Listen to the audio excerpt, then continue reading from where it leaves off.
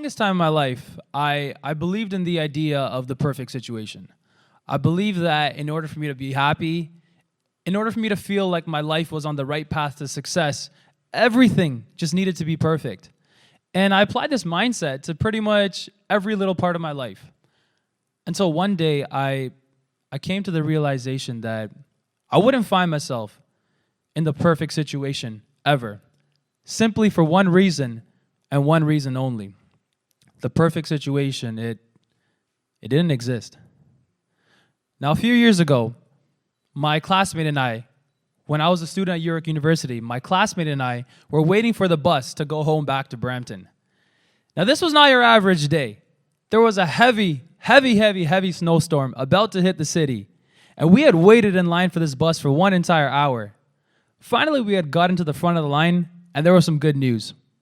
There was room for us to get onto the bus, but the bad news was that we were going to have to stand.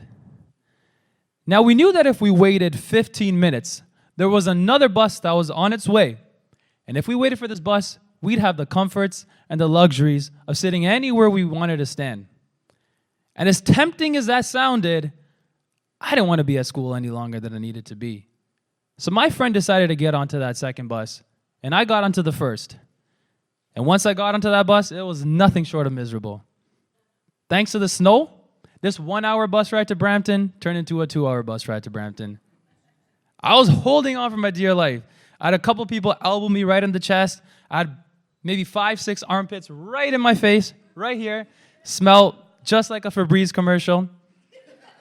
It was amazing. But that was just the first hour. People stops came. I got myself a seat. And then I got home. And then I got home, I took a shower, I had some dinner, and I was getting ready for bed. And as I was about to go to sleep, I got a text. So I looked at my phone. And guess who it was? It was my friend. He had texted me saying that he had just gotten home right now. It took him 4 hours to get home that night.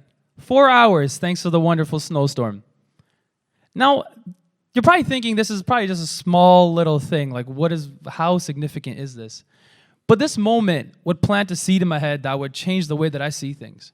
You see, that day at the bus stop, I made a sacrifice. I sacrificed my temporary luxuries and my temporary comforts.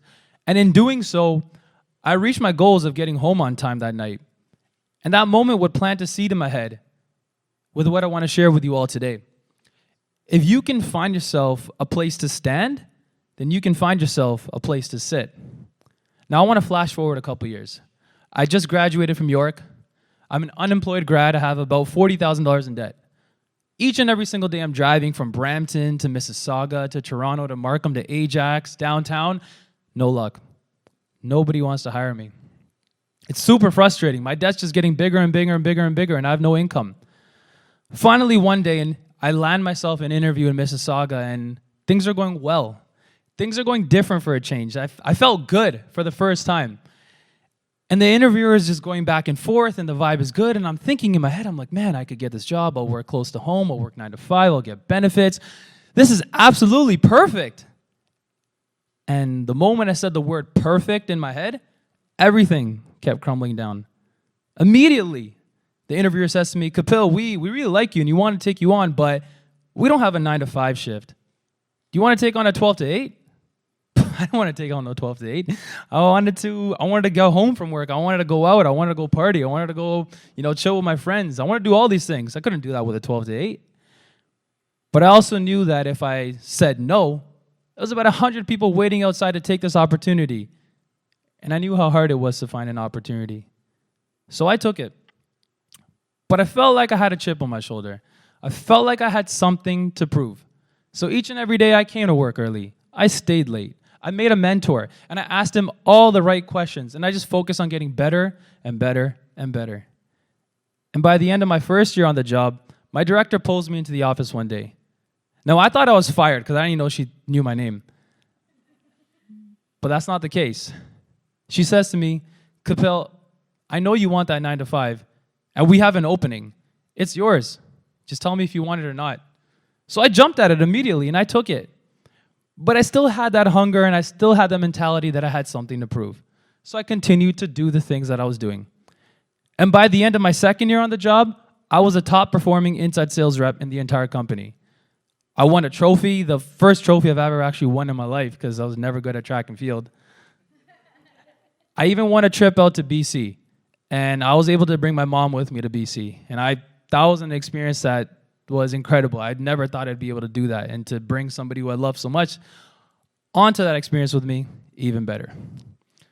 Now, on that flight back from BC, I had a lot of time to myself, and I was like, man, what if I rejected this opportunity 2 years ago because it wasn't perfect?